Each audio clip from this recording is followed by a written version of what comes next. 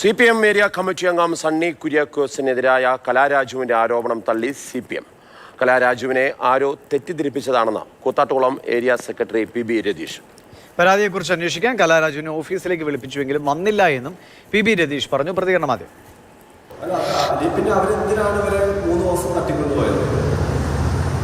എന്തിനാണ് ഇവരെ കസ്റ്റഡിയിൽ വെച്ച് വോട്ട് ചെയ്യാൻ കൊണ്ടുവന്നത്? ഈ തെളിവ് അല്ലെങ്കിൽ ഇതെല്ലാം സൂചിപ്പിക്കുന്നത് ഇതിലേക്കല്ലേ? കാരണം അല്ലെങ്കിൽ അവരവരുടെ വീട്ടിൽ നിന്ന് വന്നില്ലായിരുന്നു വോട്ട് ചെയ്യാൻ. അവരവരുടെ വീട്ടിൽ നിന്ന് അവർ സാധാരണ എങ്ങനെയാണോ മുനിസിപ്പൽ യോഗങ്ങളിൽ പങ്കെടുക്കാൻ വരുന്നത്, അതേപോലെ അവരുടെ വീട്ടിൽ നിന്ന് അവർ യോഗത്തിൽ വരുമായിരുന്നല്ലോ. എന്തിനാണ് അവരുടെ വാഹനത്തിൽ അവരുടെ 2 കൗൺസിലർമാരുടെ നടുക്ക് 3 ദിവസക്കാലം ഫോണെല്ലാം ഓഫ് ചെയ്യിപ്പിച്ച് ഒരു ബന്ധം ആരുമായി ഇല്ലാതെ അങ്ങനെ നാടകീയമായി കൊണ്ടുവരേണ്ട കാര്യം എന്തായിരുന്നു? ജെനസ് രാജു ചേരുന്നുണ്ട്.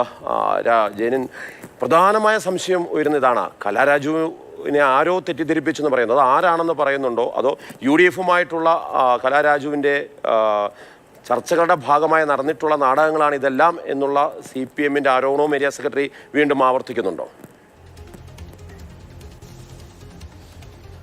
തീർച്ചയായിട്ടും അങ്ങനെ തന്നെയാണ്. CPM ആരോപിക്കുന്നത് കോൺഗ്രസ് നടത്തിയ ചില ഇടപെടലുകൾ, സാമ്പത്തിക ഇടപാടുകൾ അടക്കമുള്ള ആക്ഷേപങ്ങളാണ് CPM ഉന്നയിക്കുന്നത്.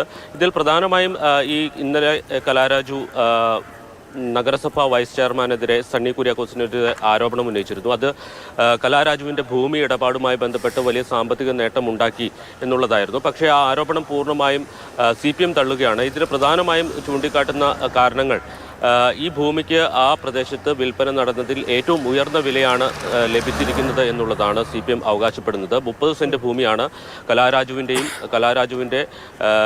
ഭർത്താവിൻ്റെ അമ്മയുടെയും പേരിലുണ്ടായിരുന്നത്. ഈ ഭൂമിയുടെ കലാരാജുവിൻ്റെ പേരിലുണ്ടായിരുന്ന 15 സെൻറ്റ് അത് നിലമാണ്. അപ്പോൾ ആ നിലം ആണ് എന്നത് കൂടി പരിഗണിച്ചുകൊണ്ട് ഏറ്റവും ഉയർന്ന വിലയാണ് അവിടെ ഈ ഭൂമിക്ക് ലഭിച്ചത് എന്നുള്ളതാണ്. അതിനുശേഷമോ അതിനു മുമ്പോ അല്ലെങ്കിൽ ഇത്രയും ഉയർന്ന വിലയ്ക്ക് അവിടെ ഭൂമി കച്ചവടം നടന്നിട്ടില്ല എന്നുള്ളതാണ് CPM-ൻ്റെ ഒരു വാദം. മറ്റ് ആരോപണങ്ങൾ, പ്രത്യേകിച്ച് കത്തുകാട്ടി ഭീഷണിപ്പെടുത്തി എന്നതടക്കമുള്ള ആരോപണങ്ങൾ കലാരാജു ഉയർത്തുന്നുണ്ട്. പക്ഷേ ആ ആരോപണങ്ങളെല്ലാം പൂർണ്ണമായും തള്ളുകയാണ്. കലാരാജു ഈ കഴിഞ്ഞ ഒക്ടോബറിൽ മാത്രമാണ് ഈ ഭൂമി ഇടപാടുമായി ബന്ധപ്പെട്ട് തനിക്ക് ചില സാമ്പത്തിക നഷ്ടമുണ്ടായി എന്ന തരത്തിൽ ഒരു പരാതി ഉന്നയിക്കുന്നത്. അതിനുശേഷം അവരെ പാർട്ടി ഓഫീസിലേക്ക് താൻ നേരിട്ട് വിളിച്ചു എന്നുള്ളതാണ് ഏരിയ സെക്രട്ടറി പറയുന്നത്. എന്നാൽ അവർ എത്തിയില്ല. പകരം അതിനുശേഷം പിന്നെ ഇവരെ ബന്ധപ്പെടാൻ ശ്രമിച്ചപ്പോഴൊന്നും അവരെ കിട്ടിയില്ല. അവർ കോൺഗ്രസിൻ്റെ തടവറയിലാണ് എന്നതടക്കമുള്ള ആക്ഷേപങ്ങളാണ് CPM-ൻ്റെ ഭാഗത്തുനിന്ന് ഉന്നയിക്കുന്നത്. സമ്മേളന കാലയളവാണ്. ബ്രാഞ്ച് സമ്മേളനത്തിൻ്റെ സമയത്താണ് ഈ ആരോപണം ഉന്നയിച്ചത്. അതിനുശേഷം ജില്ലാ സമ്മേളനം പൂർത്തിയായതിനു ശേഷം ഇവരുടെ പരാതി പരിശോധിക്കാം എന്നുള്ളത് ആ ഘട്ടത്തിൽ തന്നെ വ്യക്തമാക്കിയിരുന്നു എന്നുള്ളതാണ് CPM വിശദീകരിക്കുന്നത്. എന്തായാലും ഇതുമായി ബന്ധപ്പെട്ട ആക്ഷേപങ്ങളും പരസ്പര ആരോപണങ്ങളും തുടരുകയാണ്. കലാരാജു ഇപ്പോൾ ആശുപത്രിയിൽ ചികിത്സയിൽ കഴിയുകയാണ്. അവരുടെ ആരോഗ്യം സംബന്ധിച്ച് ചില ആരോപണങ്ങൾ കൂടി CPM ഉന്നയിക്കുന്നുണ്ട്.